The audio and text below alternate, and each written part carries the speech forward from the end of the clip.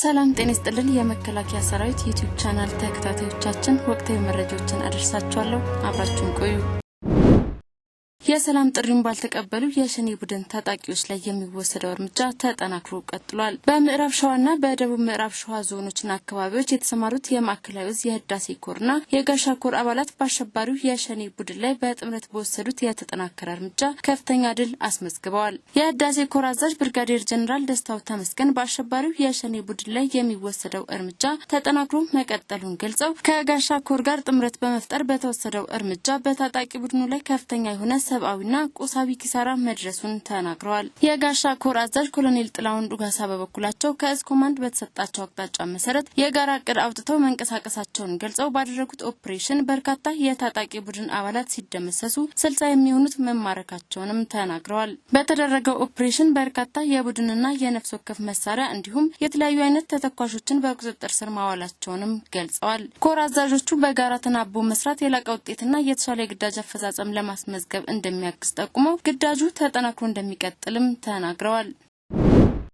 ጥገና ክፍሉ ወጪ ቆጣቢ አሰራርን በመከተል ውጤታማ ተግባራት ማከናወኑን አስታወቀ። ጥገና ክፍሉ ወጪ ቆጣቢ አሰራርን በመከተል በማዕከሉ የተቀላጠፈ ሎጂስቲካዊ አቅርቦት እንዲኖር ማድረጉን የወርሶ ኮንቲንጀንት ማሰልጠኛ ማዕከል ጥገና ክፍል ኃላፊ ሻለቃ ዋኘው ጌቴ ገለጹ።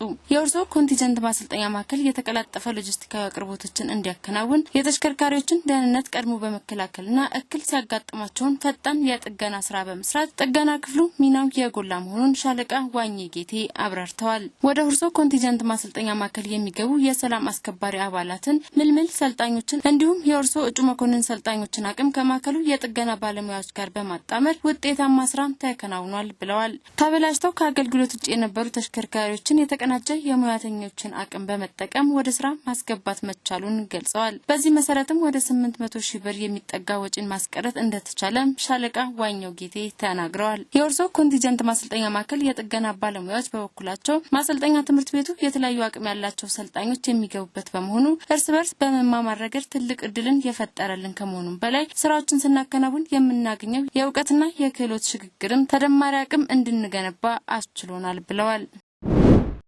የሸኔ ታጣቂዎች የሰላም አማራጭ በመቀበል እጃቸውን ሰጥተዋል። በኦሮሚያ ክልል ምዕራብ ሸዋ ዞን ባኮ ወረዳና አካባቢው ሲንቀሳቀሱ የነበሩ ታጣቂዎች ከጥፋት አደረጃጀት በመፍረስና የመንግስትን የሰላም ጥሪ በመቀበል ለማዕከላዊ ዕዝ ክፍለ ጦር እጃቸውን ሰጥተዋል። ክፍለ ጦሩ በተሰጠው የግዳጅ ቀጠና ሁሉ ህዝባዊ ፍቅሩን በማጠናከር ከሰላም ወዳዱ ማህበረሰብ ጋር ተናቦና ተቀናጅቶ በመስራት ድል እያስመዘገበ ሰላም ጠል የሆነውን ኃይል በመምታትና እጅ የሰጡትን በመቀበል ግዳጁን በብቃት እየተወጣ እንደሚገኝ የጣና ክፍለ ጦር ምክትል አዛዥ ሌተናል ኮሎኔል አብርሃም ቻሌ አስረድተዋል። የቡድኑ አመራር ህዝብን ሰላም ከመንሳት ውጪ ዓላማ እንደሌለው የገለጹት ወዶ ገቦቹ ሸኔ ምንም አይነት ሰላማዊ አስተሳሰብ እንደሌለውና ለህዝብ ደንታ ቢስ መሆኑን ተገንዝበን እጅ ለመስጠት ወሰነናል ሲሉም ተናግረዋል።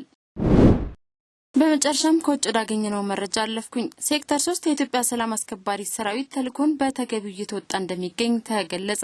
ሴክተር 3 የኢትዮጵያ ሰላም አስከባሪ ሰራዊት የዝግጁነት ደረጃ ከጊዜ ወደ ጊዜ እያደገ መምጣቱን የሴክተር 3 ምክትል አዛዥ ኮሎኔል ሰቦቃ በቀለ ተናግረዋል። ሁሉም የሞተራይዝድና ሜካናይዝድ ሻለቆች በሚገኙበት ቀጠና ዲንሱር፣ በርደሌ፣ ቀንሳድሬ፣ ገርባሃሬ፣ ቡርዱቦ፣ ቡራካባ በርደሪና ባይዶዋ የኢንስፔክሽን ቡድኑ ተዘዋውሮ የሰላም አስከባሪ ሰራዊቱን ሁለንተናዊ ዝግጁነት ማረጋገጥ መቻሉን ገልጸዋል። ኮሎኔል ሰቦቃ በቀለ የአልሸባብ የጥፋት ተልእኮና ትንኮሳ በየጊዜው እየቀጠለ የመጣ ቢሆንም ሰራዊታችን ይህን ሴራ የማክሸፍና ተልእኳችንን በአጥጋቢ ሁኔታ መወጣት በሚችል ቁመና ላይ እንደሚገኝ ገልጸው በየግዳጅ ቀጠናው ተዘዋውሮ የሰራዊቱን የዝግጁነት ደረጃ ላረጋገጡ የኢንስፔክሽን ቡድኑ ምስጋና አቅርበዋል። የኢንስፔክሽን ስራ ላይ በነበረኝ የረጅም ጊዜ ቆይታ የኢትዮጵያ መከላከያ ሰራዊት የዝግጁነት ደረጃችሁ እያደገ መምጣቱ የጥንካሬያችሁ ማሳያ ነው ያሉት የአሚሶም ኢንስፔክሽን ኃላፊ ጀምስ ነካሽ ከኢትዮጵያ መከላከያ ሰራዊት ጋር ይህን ያህል ጊዜ በመስራቴም በጣም ደስተኛ ነኝ፣ ኩራት ይሰማኛል ብለዋል። የቻናላችን ተከታታዮች ሰሞነኛ አጫጭር መረጃዎቻችን የስካውኖቹ ነበሩ። ቻናላችንን ላይክ፣ ሰብስክራይብ በማድረግ ቤተሰብ ይሁኑ። ላለው በያላችሁበት መልካም ጊዜ